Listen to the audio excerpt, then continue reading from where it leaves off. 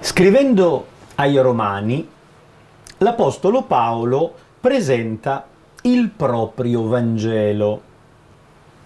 Intende dire che vuole proporre e spiegare la sua visione evangelica. Non è la sua come creazione personale, è il modo che egli ha compreso essere quello giusto di annunciare il Vangelo di Cristo. Presenta l'opera della salvezza e la necessaria fiducia da parte della persona umana nel Signore che si rivela e che offre la salvezza. La lettera ai Romani è un testo molto grande, di ben 16 capitoli. È la più lunga di tutte le lettere paoline, con una struttura complessa. La possiamo dividere in 4 grandi parti. La prima, dopo l'introduzione solita dei saluti, degli auguri e della proposizione del tema principale che verrà affrontato, comprende la trattazione della umanità sotto il peccato. Possiamo dire che occupa i primi 5 capitoli. Da 1 a 5 l'Apostolo concentra la propria attenzione sull'uomo, su tutti gli uomini, indistintamente, sulla condizione della umanità che è incapace, con le proprie forze, di raggiungere la salvezza. Questa è la idea principale. Nella seconda parte, che occupa i capitoli 6, 7 e 8, Paolo parla dei cristiani, della condizione di quegli uomini che hanno accettato la salvezza di Cristo. Nella terza parte, che occupa i capitoli 9, 10 e 11, parla degli ebrei come di quegli uomini che non hanno accettato la proposta di Cristo. E infine, nell'ultima parte, dal capitolo 12 alla fine, presenta le conseguenze morali di quella accoglienza della salvezza. Soffermiamoci sulla prima parte. Mentre nella prospettiva farisaica la salvezza consiste nell'eseguire la legge, Paolo vuole mettere in evidenza come la persona non sia in grado di fare il bene con le proprie forze. E quindi, nei primi capitoli della lettera ai Romani, l'Apostolo fa un ritratto tragico della umanità. Nel primo capitolo mette in evidenza i peccati del mondo greco.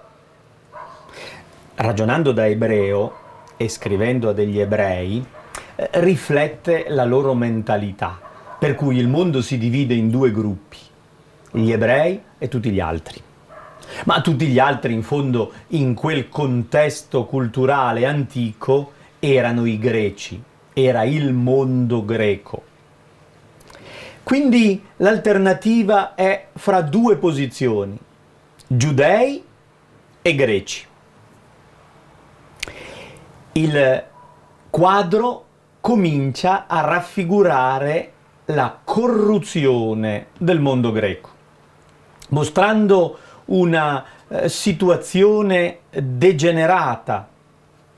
L'uomo, l'umanità in genere, non è in grado di arrivare a Dio e di compiere il progetto di Dio. Lo si vede dalla corruzione generalizzata.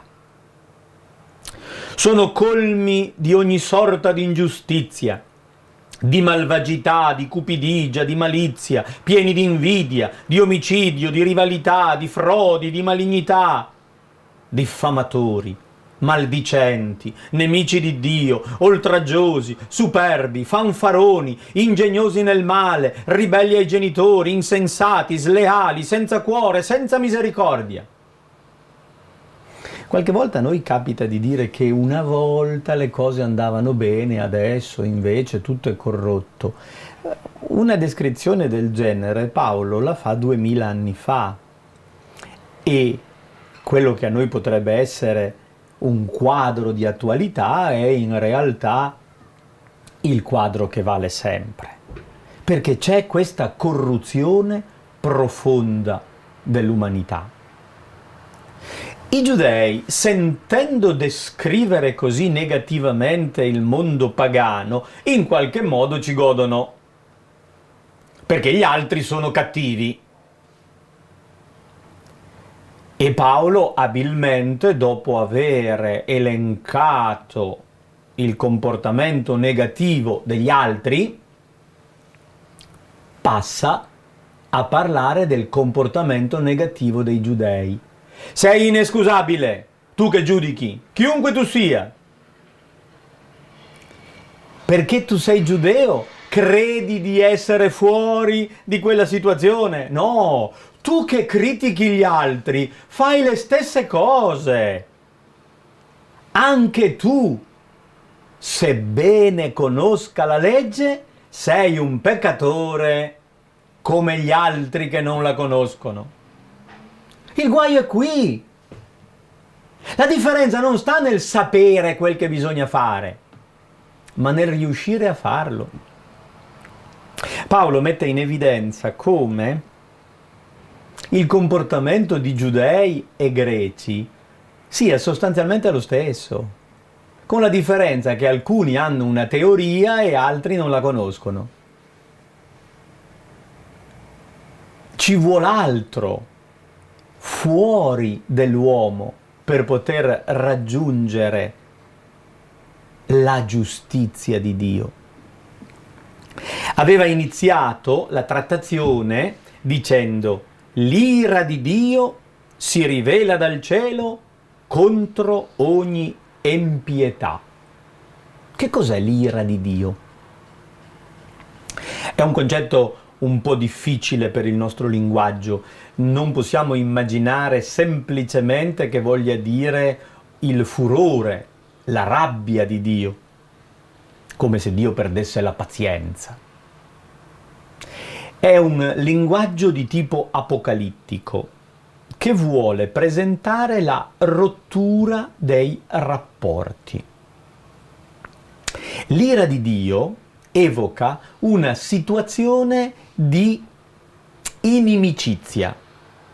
Provate a pensare alla condizione che si realizza nella vostra vita nei confronti di qualche persona con cui non andate d'accordo, con cui avete interrotto i rapporti per qualche motivo, non vi trovate, non sapete cosa dire, non avete voglia di dire niente, c'è una separazione, ci sono cattivi rapporti fra di voi, non c'è comunione e comunicazione. Questa è una condizione che Paolo definisce di ira. Dunque, l'ira di Dio che si manifesta è la condizione di rottura dei rapporti. Gli uomini, in genere, l'umanità non va d'accordo con Dio. Non c'è comunione, non c'è incontro. E non è possibile. Neanche quelli che sanno la teoria della legge sono in grado di andare d'accordo, perché c'è qualcosa che impedisce questa buona relazione. E Paolo conclude questa prima carrellata negativa, la parte distruttiva della sua proposta, con una antologia di frasi bibliche. Lo fa apposta. Prende dall'Antico Testamento delle frasi che mettono in evidenza come non ci sia nessuno che faccia il bene. Non c'è nessun giusto, nemmeno uno. Non c'è sapiente, non c'è chi cerchi Dio. Tutti hanno traviato e si sono pervertiti. Non c'è chi compia il bene, non ce n'è neppure uno. Non è una frase di Paolo, è una frase tratta da un salmo dell'Antico Testamento. E l'Apostolo conclude: ora noi sappiamo che tutto ciò che dice la legge lo dice per quelli che sono sotto la legge. Quindi, se un testo rivelato dice che non ce n'è neanche uno che fa il bene, lo dice proprio a proposito dei giudei. Nel senso che neanche loro fanno il bene, neanche loro che sanno la teoria poi la mettono in pratica. In modo tale che sia chiusa ogni bocca e tutto il mondo sia riconosciuto colpevole di fronte a Dio. Non c'è alternativa. Di fronte a Dio tutti, e proprio tutti, risultano colpevoli. Devono tapparsi la bocca e stare zitti. Non c'è nessuna pretesa di salvezza personale. Nessuno può dire io mi salvo da me. Io ce la faccio con le mie forze. E allora, dopo questa parte distruttiva, l'Apostolo sembra dire: siamo disgraziati, disperati, non abbiamo prospettiva? Ecco dove si colloca il Vangelo, la bella notizia. Ora, invece, indipendentemente dalla legge, si è manifestata la giustizia di Dio, testimoniata dalla legge e dai profeti. Il contrario dell'ira di Dio è la giustizia di Dio. Riprendiamo l'immagine di prima. Alla cattiva relazione si contrappone la buona relazione. Immaginate la relazione che avete con qualche persona amica, con cui vi trovate bene, a cui volete bene, con cui sapete sempre che cosa dire, la cui compagnia vi fa piacere, perché con quella persona siete in sintonia. Quella è una buona relazione. Provate a mettere concretamente in contrasto la relazione che avete con qualcuno che non soffrite. È una cattiva relazione. E una buona relazione con un altro a cui volete proprio bene. Questa buona relazione di amicizia è ciò che Paolo chiama la giustizia di Dio. La giustizia di Dio si rivela indipendentemente dalla legge, ovvero non è un effetto della legge. Non è che sapendo le regole io divento amico di Dio. Quella amicizia, quella unione personale profonda e affettuosa non nasce dall'osservanza delle regole, perché posso esternamente osservare tutti i dettami delle regole e non essere unito col cuore al Signore in autentica amicizia. Con le mie forze non ce la faccio e nessuno ci riesce con le proprie forze. La giustizia di Dio si rivela indipendentemente dalla legge e tuttavia è testimoniata dalla legge e dai profeti, cioè dall'Antico Testamento. La rivelazione di Dio aveva parlato di questo. La giustizia di Dio si rivela per mezzo della fede di Gesù Cristo, per tutti quelli che credono. La fede di Cristo è il punto cardine che determina la svolta della situazione umana. Che cosa intendiamo per fede di Cristo? Non è il fatto che Gesù credesse in Dio, ma è il suo atteggiamento di fiducia, ma soprattutto secondo la mentalità ebraica, per cui fede è fondamento. La fede di Cristo è il fondamento costituito dalla persona di Gesù. Gesù è il fondamento, è la roccia su cui si può costruire. Lui è la persona solida. Lui è in buona relazione con Dio. C'è un uomo solo in buona relazione con Dio, l'uomo Gesù. Lui è la pietra di fondamento. Solo attraverso di lui è possibile avere quella giustizia, entrare in quella relazione di amicizia. Non c'è distinzione, lo ripete e lo ribadisce. Tutti hanno peccato, tutti, e sono privi della gloria di Dio, tutti. Ma sono giustificati gratuitamente per la sua grazia,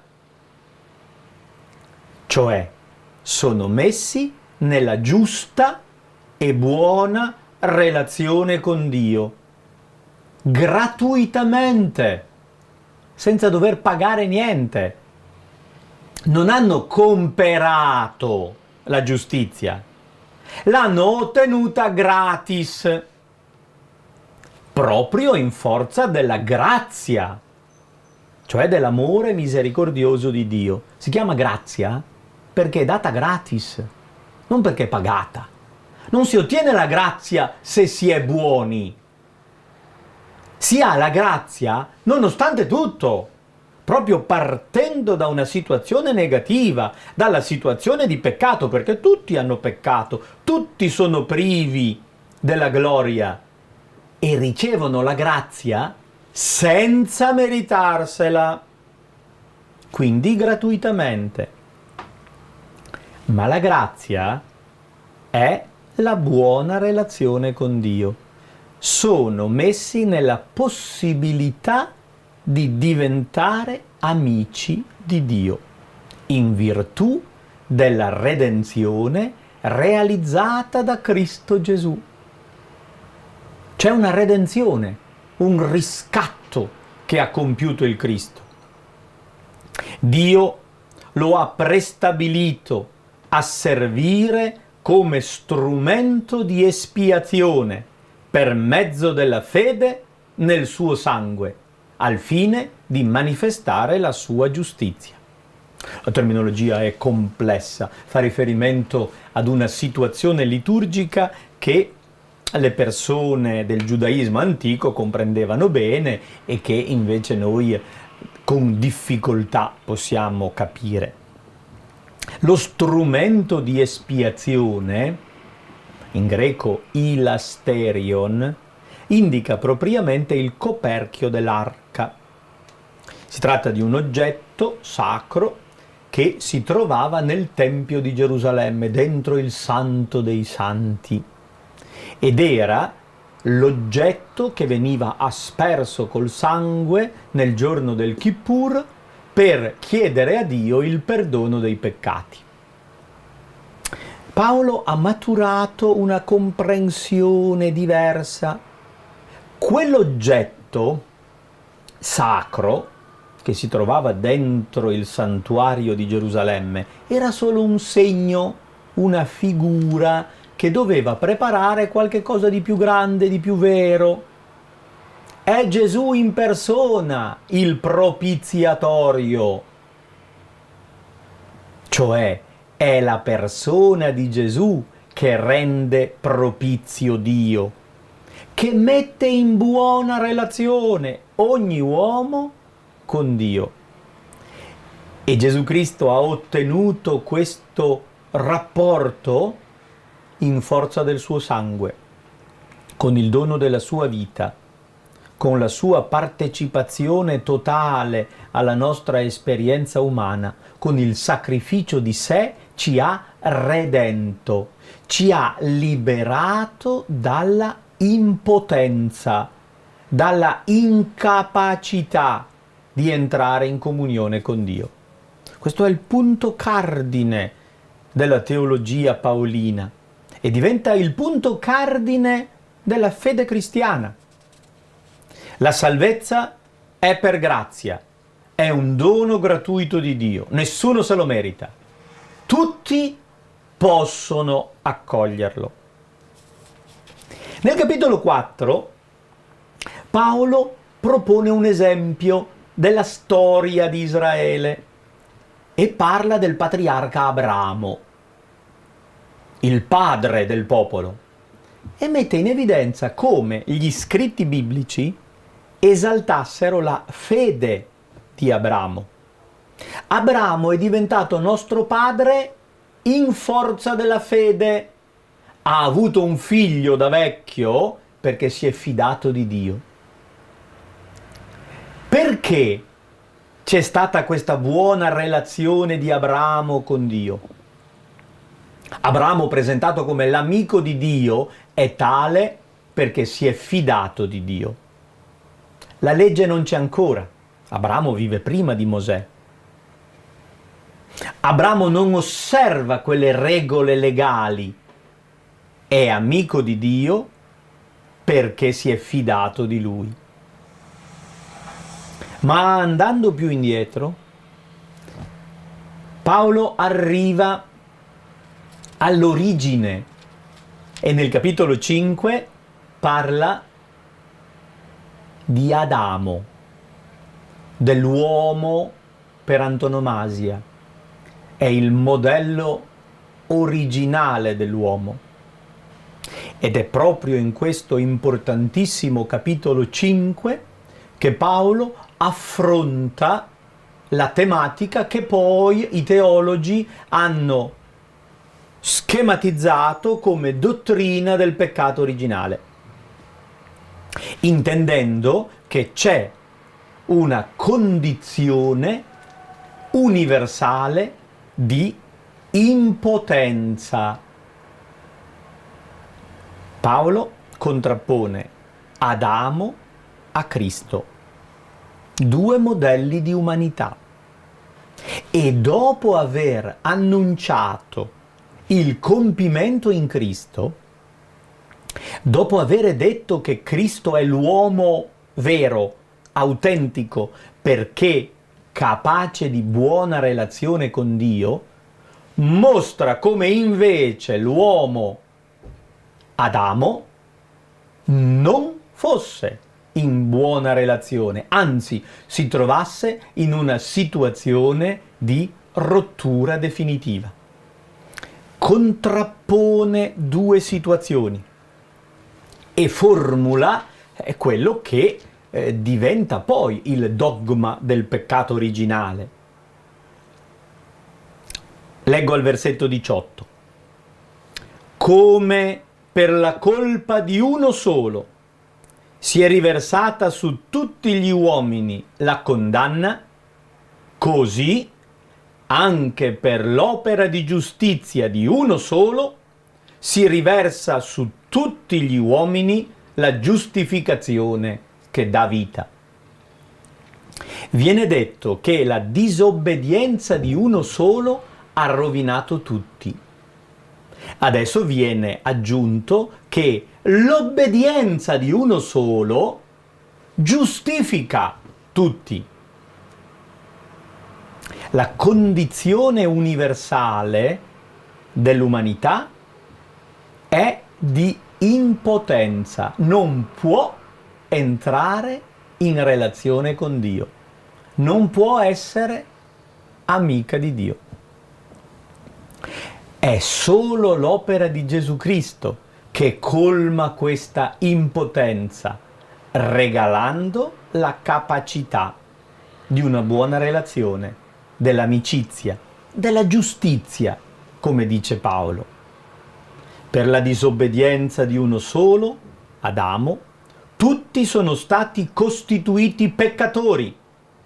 Tutti hanno peccato, tutti sono costituiti peccatori. Dove peccatori non vuol dire colpevoli di qualcosa, ma vuol dire incapaci, mancanti. Quello che chiamiamo peccato originale, più che una macchia, è un buco, è uno strappo, è una lacuna. Non ce la faccio.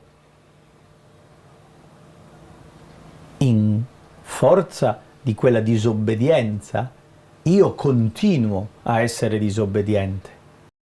Ma, ecco l'opposto, per l'obbedienza di uno solo, Gesù Cristo, tutti saranno costituiti giusti.